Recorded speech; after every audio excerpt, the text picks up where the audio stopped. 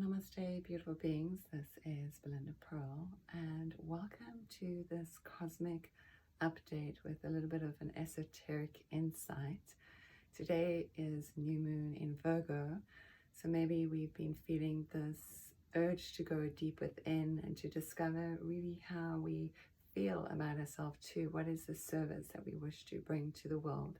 So maybe if you've been going through that, you can really take this moment here to see what it is, the next steps that you wish to take in this world. The new moon's always an invitation to reflect on a new beginning and new seeds that wish to be planted. So today we're going to look at a new deck. The deck is called the Spirit Animal Oracle.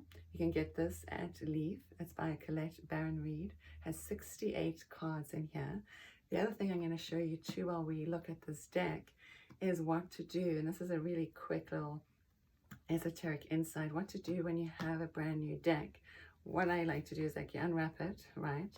I like to take the box first and really feel into the box, hold it in my hands and close my eyes and allow that energy that I'm feeling from this energy of this creation, of this author, of the art, to really saturate into my being and really connect with the essence of what the message is that one wishes to be relayed through this deck, and what's the gift that it's giving me, or if I'm reading for others, what's the gift going to give to others too?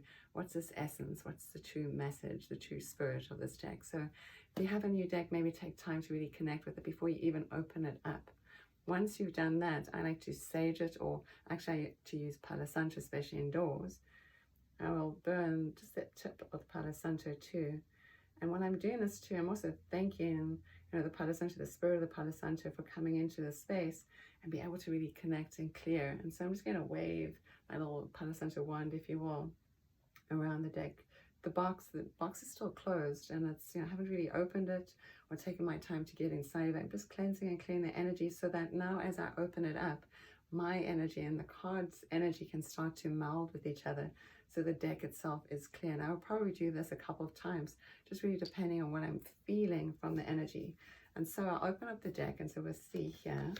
So it's this beautiful deck that's got a special message. It says, the spirits residing in the natural world have much to share, and the secret of their forgotten language are now available to you. So there's a beautiful message in there too. It's got a lovely book too that's got everything inside of it. And then there's the deck, and so it's really taking my time to really connect with the deck as it falls into my hand. Put everything to the side just for a moment and really start to connect with this deck and just feel the energy of this deck too. What is it that it's wishing to relay to me? And I will hold it in my hands too, just to see if I can really saturate my energy with this and feel the message that wishes to come through too. And it feels like, it's a new deck. I'm going to cleanse it again. So again, you can use Palo Santo, you can use sage. You can also just, if you want, you can hold in your hands and pray over the deck too. And again, you're just cleansing and clearing any energies that no longer need to be from the process of this creation, so that the purest essence will come through. And you just cleanse and clear. And you wait until that feels good, and then you can put your Palo Santo safely to the side. And then, if it's the first deck, I like to turn it over, and then I'll go through each card one by one and actually touch each card. They may be a little sticky because they're brand new and they kind of stick together. So it's allowing me to put my energy into the deck and really connecting with each of these cards. So this is one way to do it. I'll say this is the long-winded way, if you will. And you can absolutely do this. We can connect with each card.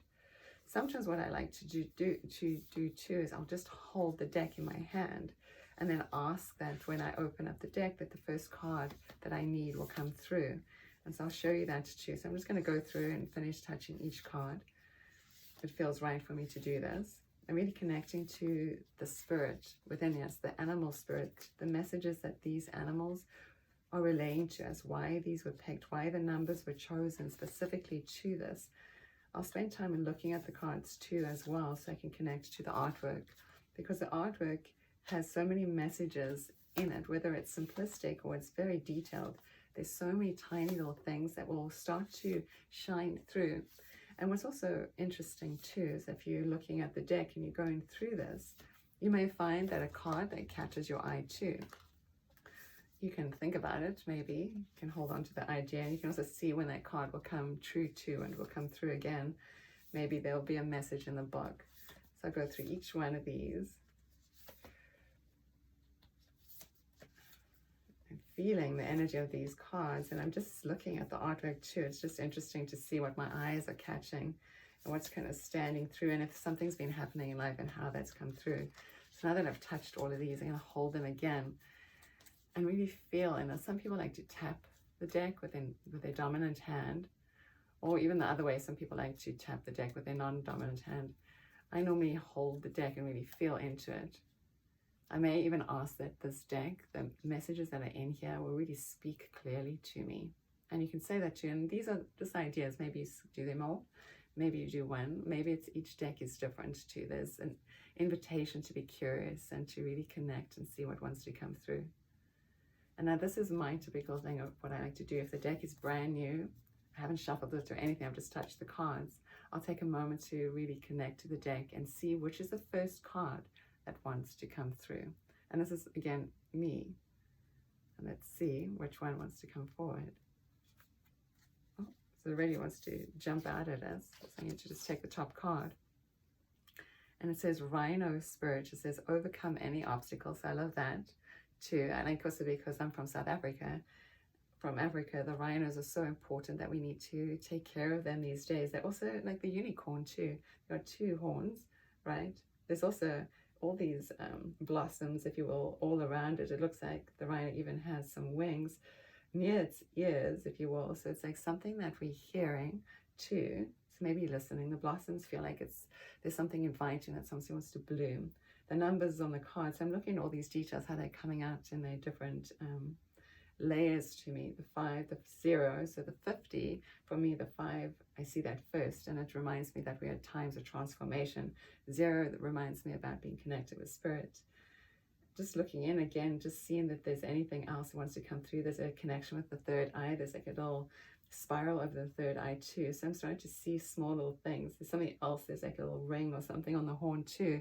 So it feels like there's a gift that wants to be connected to. So as we go through these times, what is it that we can really glean from this too? It also reminds me, because earlier on today I was looking at different deities and different statues, and I was very taken by a Ganesha too. So there's this connection with the overcome any obstacles too. So for me, like in my day, there's a strong connection about whatever I am experiencing right now, whatever you're experiencing now, is a time to really let go and know that, have faith in it too. This theme keeps coming through to have faith. We're going through transformation.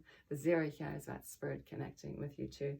So I'm going to take another card from the deck too. So this time I'm going to take 1 or 2 shuffles and see. And I haven't even really read in the book too, but we'll do that for the next card. We'll read in the book and see what the book has to offer us too. So what I like to do too, if I'm shuffling now the deck, I'm just again using my energy and dispersing my energy into it. And you can shuffle the deck any way you wish to. Sometimes you can take in your fingers and you can hold it, and you can just do like a little fan into each other. The corners sometimes work. When they're new cards too, sometimes they're a little stiff. So you may want to like bend them a little bit too, like give them a little bit of pliability as well. You can twist the cards as well. Kind of give it a little bit of a yoga workout there too. So I do a little fan because that feels right. And sometimes I'll go between the two. So I'm really trying to get a really good shuffle in the deck. And I know that there'll probably be maybe a couple numbers stuck together, and that's okay, because as I start to work with them, my energy's starting to disperse through it, so I can feel this getting easier and easier too. And I'm always waiting to see that card kind of pops out by itself, or I'll feel like the need to stop and split the deck. Sometimes you can also fan the deck out if you want to when you're doing your first time, if it feels uncomfortable doing like a shuffle like this. And I feel like it's right time. I like to use my non-dominant hand to really connect to the deck again. And I always like to whisper into my mind that guidance is always clear. And let's see what the clear guidance that wishes to come through, especially this time of this new moon. And let's see. And it's funny because this card, actually there's 2 cards here. So we have 2 cards, and both of these are very synchronistic just to me too. So this is a 52. So I know that Well, actually, I don't know anything there, but I was going to say it's close to the other one. So there's this 5 that wants to come through. The 2-2 is about having faith. It's also about meditation. The scarab that takes us through to that other realm. It says scarab beetle spirits. And here I've been seeing a lot of scarabs flying around and having sort of incidences with scarabs too.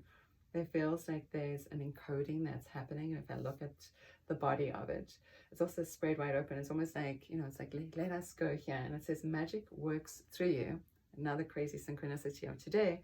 Somebody kind of said that to me too. I'd shared something on social media and the person said magic works through you.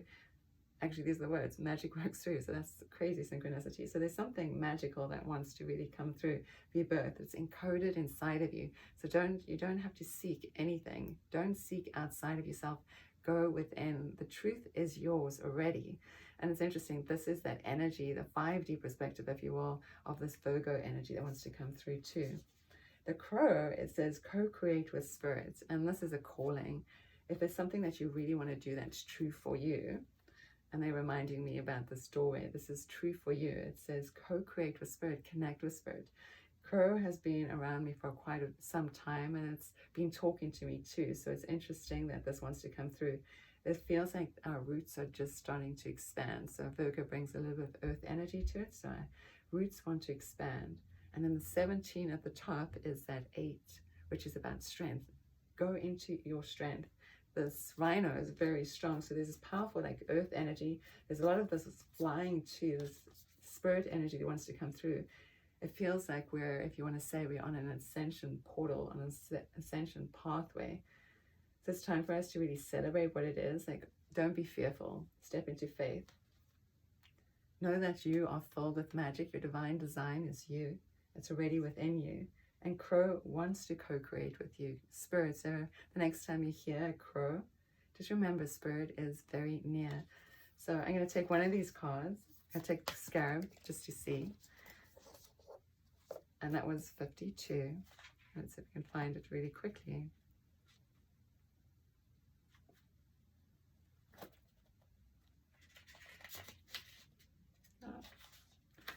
Let's see, magic works through you. In ancient Egypt, the scarab beetle was revered with the creative magic of scarab beetle spirit.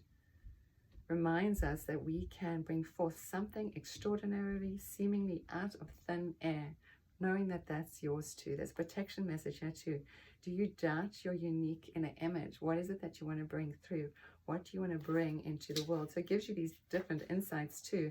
So it gives you the message, and then the protection message, what you can do too for yourself to really help yourself. This is a beautiful deck.